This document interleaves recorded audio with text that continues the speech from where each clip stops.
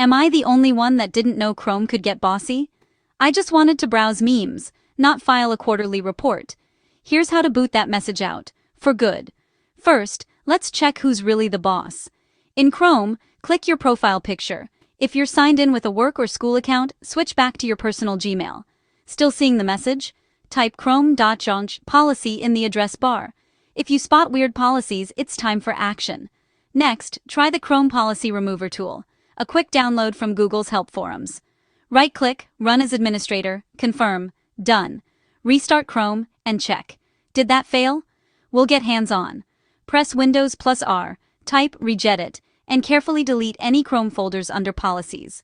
Remember, if this sounds scary, ask a techie friend for help. Finally, scan for malware and remove sketchy extensions. If your device is connected to work or school, disconnect it in your Windows settings. Ta-da! Chrome should now answer to you, and only you.